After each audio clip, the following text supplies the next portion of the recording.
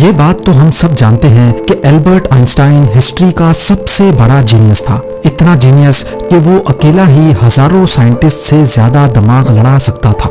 जो चीज हम इंसान समझना तो दूर की बात, सोच भी नहीं सकते, वो आइंस्टाइन ने सोची भी, समझी भी और उसको पूरी दुनिया के लिए आसान भी बनाया। एल्बर्ट आइंस्टाइन एक फिजिसिस्ट थे जिन्होंने थ्योरी ऑफ रिलेटिविटी, E=mc² और फोटो इलेक्ट्रिक इफेक्ट के लॉज बनाकर पूरी दुनिया को हैरान और परेशान छोड़ दिया था और इसकी वजह से ही इनको नोबेल प्राइज से भी नवाजा गया। इनकी एक्स्ट्रा ऑर्डिनरी सोचने और समझने की सलाहियत देखकर लोग समझते थे कि आइंस्टाइन के पास एक स्पेशल ब्रेन है जो हम आम इंसानों से काफी ज्यादा मुख्तलिफ है। इस बात का खुद आइंस्टाइन को भी अंदाजा था। इसी वजह से वो नहीं चाहते थे कि मरने के बाद इनकी बॉडी के किसी भी हिस्से पर रिसर्च की जाए, बल्कि उन्होंने तो ये इंस्ट्रक्शंस दे रखी थी कि मरने के बाद इनकी बॉडी को जलाकर राख कर दिया जाए। लेकिन फिर वही हुआ जिसका आइंस्टाइन को डर था। 18 अप्रैल 1955 को प्रिंसटन हॉस्पिटल में जब आइंस्टाइन का इंतकाल हुआ तो ऑटोप्सी के लिए यानी मौत की वजह जानने के लिए जो डॉक्टर आया उसने चुपके से आइंस्टाइन का ब्रेन निकाल लिया, क्योंकि उसको ये जानने की क्यूरियोसिटी थी कि दुनिया के सबसे बड़े जीनियस के ब्रेन में आखिर ऐसा है क्या। ज़ेम टीवी की वीडियोस में एक बार फिर से खुशामदीद। नाज़रीन, आइंस्टाइन का ब्रेन चुराने वाले डॉक्टर थॉमस हार्वी थे, जिनको अपने साथ होने वाले अंजाम से ज्यादा इस स्पेशल ब्रेन को स्टडी करने में दिलचस्पी थी। कुछ दिनों के बाद जब प्रिंसटन हॉस्पिटल को डॉक्टर हार्वी की इस हरकत का पता चला तो उनको अपनी जॉब से हाथ धोना पड़ा। लेकिन डॉक्टर हार्वी आइंस्टाइन के बेटे हंस अल्बर्ट से जैसे तैसे करके ये परमिशन लेने में कामयाब हो गए कि वो उसके बाप के स्पेशल ब्रेन के अंदर छुपे राजों से पर्दा उठाकर उसको दुनिया के सामने लाना चाहते हैं। इस दिन के बाद से शुरू हुआ इस ब्रेन का एक लंबा तरीन सफर। डॉक्टर हार्वी एक पैथोलॉजिस्ट थे जो सिर्फ पोस्टमार्टम करना जानते थे। ये उनका सिर्फ ख्याल था कि वो इतने बड़े जीनियस के ब्रेन पर रिसर्च कर पाएंगे। अब कंडीशन ये थी कि डॉक्टर हार्वी प्रिंसटन हॉस्पिटल की जॉब से भी हाथ धो बैठे थे और अपने पैथोलॉजिस्ट का ओहदा भी। आइंस्टाइन का ब्रेन जो पहले ही डॉक्टर हार्वी प्रिजर्व कर चुके थे, वो इसको लेकर पेंसिल्वेनिया के शहर फिलाडेल्फिया ले गए, जहां उन्होंने ब्रेन की कई फोटोज ली और फिर उसको 240 छोटे छोटे पीसेज में काटकर हर पीस को अलग अलग जार में प्रिजर्व करके अपनी बेसमेंट में छुपा दिया। इसी मसले को लेकर डॉक्टर हार्वी का अपनी बीवी के साथ कई बार झगड़ा होता रहता था, क्योंकि उनकी बीवी अक्सर ये धमकी देती थी कि वो इस ब्रेन को उठाकर कहीं फेंक देगी। एक दिन झगड़ा इतना बढ़ गया कि दोनों मियां बीवी को डाइवोर्स लेकर अलग होना पड़ा और डॉक्टर हार्वी ब्रेन लेकर कैंसस के शहर विचिटा चले गए, जहां वो एक बायोलॉजिकल टेस्टिंग लैब में मेडिकल सुपरवाइजर की नौकरी करने लगे और यहाँ वो अपने फारिग टाइम में आइंस्टाइन के ब्रेन पर खूब स्टडी करने की कोशिश करते। इसके बाद कई बार वो अलग अलग जॉब छोड़कर मुख्तलिफ शहरों में ये ब्रेन लेके घूमते रहे। कई साल गुजर चुके थे लेकिन डॉक्टर हार्वी आइंस्टाइन के ब्रेन पर कुछ खास रिसर्च ना कर सके। उल्टा उनका मेडिकल लाइसेंस ही कैंसिल कर दिया गया और नौबत यहाँ तक आ गई कि उनको एक प्लास्टिक की फैक्ट्री में जॉब स्टार्ट करनी पड़ी। तभी उन्होंने पहली बार एक अच्छा फैसला किया कि वो इनके ब्रेन के अलग अलग हिस्सों को दुनिया भर के बेस्ट न्यूरोपैथोलॉजिस्ट के पास डिटेल्ड रिसर्च के लिए भेजेंगे।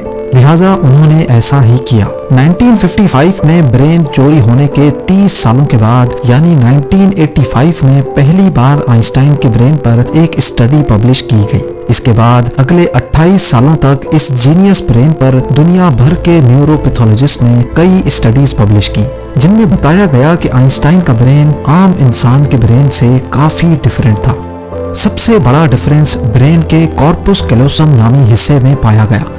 अब यहाँ ये जानना जरूरी है कि इंसानी ब्रेन दो अलग अलग हिस्सों में डिवाइडेड होता है। इंसान जो भी काम करता है वो ब्रेन के एक हिस्से में पहले प्रोसेस होता है और फिर ब्रेन हमारे जिस्म के उस हिस्से को सिग्नल देता है। लेफ्ट ब्रेन हमारे जिस्म के राइट हिस्सों को कंट्रोल करता है, जबकि राइट ब्रेन हमारे जिस्म के लेफ्ट हिस्से को कंट्रोल करता है।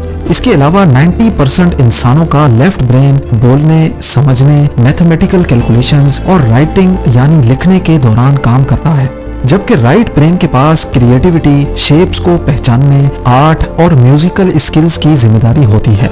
अब आप भी ये सोच रहे होंगे कि इस सब में कॉर्पस कैलोसम का क्या काम है। फर्ज कर लें कि आप कीबोर्ड पर टाइपिंग कर रहे हैं या फिर मोबाइल फोन पर। इस दौरान हमारे दोनों हाथ टाइपिंग करने में बिजी हैं। कुछ अल्फाबेट्स हमारा सीधा हाथ टाइप कर रहा है तो कुछ उल्टा हाथ।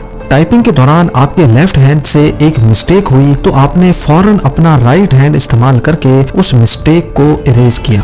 तो इसका मतलब ये हुआ कि जब हमारे राइट ब्रेन से मिस्टेक हुई तो उसने लेफ्ट ब्रेन को फौरन सिग्नल देकर वो मिस्टेक ठीक करवाई। ब्रेन के दोनों हिस्से आपस में जिस चीज के थ्रू कम्युनिकेट करते हैं उसको कॉर्पस कैलोसम कहा जाता है। और आइंस्टाइन का कॉर्पस कैलोसम आम इंसानों के मुकाबले में कुछ ज्यादा ही बड़ा था, यानी उनका लेफ्ट और राइट ब्रेन का आपस में बहुत स्ट्रॉन्ग कनेक्शन था, जिसकी वजह से आइंस्टाइन एक ही वक्त में काफी कॉम्प्लेक्स प्रॉब्लम्स और सिचुएशंस को इमेजिन कर सकते थे। कॉर्पस कैलोसम के बड़े होने के अलावा आइंस्टाइन के ब्रेन का पैटर्न भी आम इंसानों से काफी मुख्तलिफ था और रिसर्चर्स का मानना है कि इसकी वजह से ब्रेन में न्यूरॉन्स का फ्लो काफी बेहतर था। न्यूरॉन्स के अच्छे फ्लो होने का मतलब है कि इनकी मैथमेटिकल कैलकुलेशंस की पावर काफी ज्यादा स्ट्रॉन्ग थी। Albert Einstein complex mathematical problems को बगैर पेन और पेपर के अपने दिमाग की मदद से ही सॉल्व करने की काबिलियत रखते थे। न्यूरॉन्स ज्यादा होने की एक और वजह भी रिसर्च पेपर्स में बताई गई। जब आइंस्टाइन के ब्रेन का वजन किया गया तो उसका वजन 1230 ग्राम था, जबकि आम इंसानों का 1400 ग्राम होता है। रिसर्चर्स का मानना है कि इनके ब्रेन की लाइनिंग काफी पतली थी, जिसकी वजह से इनमें ज्यादा न्यूरॉन्स पाए जाते थे। लेकिन सबसे बड़ा सवाल अभी भी वही था कि क्या आइंस्टाइन ऐसे स्पेशल ब्रेन के साथ पैदा हुए थे या इनके पैदा होने के बाद इसमें चेंजेस आई।